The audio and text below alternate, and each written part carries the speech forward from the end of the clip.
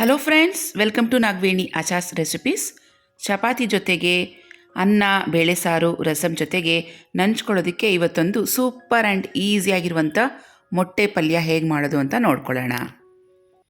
ಮೊದಲಿಗೆ ಸ್ಟವ್ ಮೇಲೆ ಒಂದು ಕಡಾಯಿ ಇಟ್ಟಿದ್ದೀನಿ. 3-4 ಟೇಬಲ್ ಸ್ಪೂನಷ್ಟು ಎಣ್ಣೆ ಹಾಕಿ ಬಿಸಿ ಮಾಡ್ಕೊಳ್ಳೋಣ. ಅರ್ಧ ಟೀ ಸ್ಪೂನಷ್ಟು ಸಾಸಿವೆ ಹಾಕಿ ಚಿಟ್ಕುಡಿಸಿ. ಇದರಲ್ಲಿ ಸಣ್ಣದಾಗಿ ಕಟ್ ಮಾಡಿರುವಂಥ ಹಸಿಮೆಣಸಿನ್ಕಾಯಿ. ನಾನಿಲ್ಲಿ ಸುಮಾರು 8 ಮೊಟ್ಟೆಗೆ ಮಾಡ್ತಾಯಿದ್ದೀನಿ. 1 ಮೊಟ್ಟೆಗೆ 2 ಹಸಿಮೆಣಸಿನ್ಕಾಯಿಯಂತೆ ಅಳತೆಯನ್ನು ತಗೊಂಡಿದ್ದೀನಿ. ಹಸಿಮೆಣಸಿನ್ಕಾಯಿ ಸಣ್ಣದಾಗಿ ಕಟ್ ಮಾಡಿ ಚೆನ್ನಾಗಿ ಫ್ರೈ ಮಾಡ್ಕೊಂಡಿದ್ದೀನಿ. ಈಗ ಈರುಳ್ಳಿ ಕೂಡ ಸಣ್ಣದಾಗಿ ಕಟ್ ಮಾಡಿರುವಂಥದ್ದು ಸುಮಾರು 2 ಬೌಲಷ್ಟು ಇದೆ.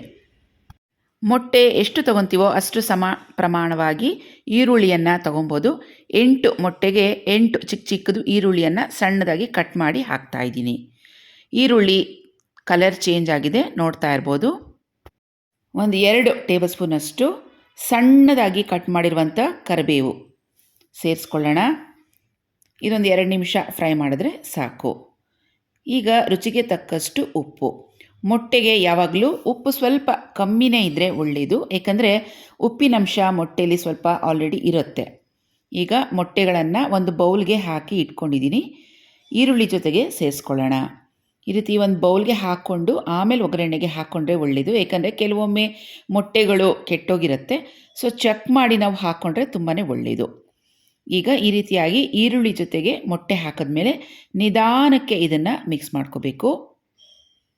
ಸಿಮ್ ಫ್ಲೇಮಲ್ಲಿ ಆದಷ್ಟು ಇದನ್ನು ಮಾಡ್ಕೊಳ್ಳೋಣ. ನೋಡಿ, ಈ ರೀತಿ ಕೈ ಬಿಡ್ದಂಗೆ ಮಿಕ್ಸ್ ಮಾಡ್ತಾ ಇರಬೇಕು. ಮೊಟ್ಟೆ ನೋಡ್ಬೋದು ಫ್ರೈ ಆಗ್ತಾ ಉದ್ರುದ್ರಾಗಿ ಬಂದಿರುತ್ತೆ. ಕೊನೆಯಲ್ಲಿ 1 ಟೀ ಸ್ಪೂನಷ್ಟು ಕಾಳು ಮೆಣಸಿನ ಪುಡಿ, ಬ್ಲ್ಯಾಕ್ ಪೆಪ್ಪರ್ ಪೌಡರನ್ನು ಹಾಕ್ಕೊಳ್ಳೋಣ. ಟೇಸ್ಟ್ ತುಂಬಾ ಚೆನ್ನಾಗಿರುತ್ತೆ. ಹಾಗೆಯೇ 1 ಹಿಡಿಯಷ್ಟು ಸಣ್ಣದಾಗಿ ಕಟ್ ಮಾಡಿರುವಂಥ ಕೊತ್ತಂಬರಿ ಸೊಪ್ಪು ಕೂಡ ಸೇರಿಸ್ಕೊಳ್ಳೋಣ.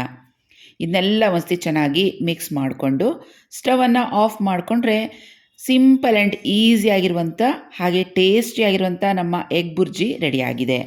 ಯಾರು ಬೇಕಾದರೂ ಈಸಿಯಾಗಿ ಮನೆಯಲ್ಲೇ ಮಾಡ್ಕೋಬೋದಾದಂಥ ರೆಸಿಪಿ ಇದು.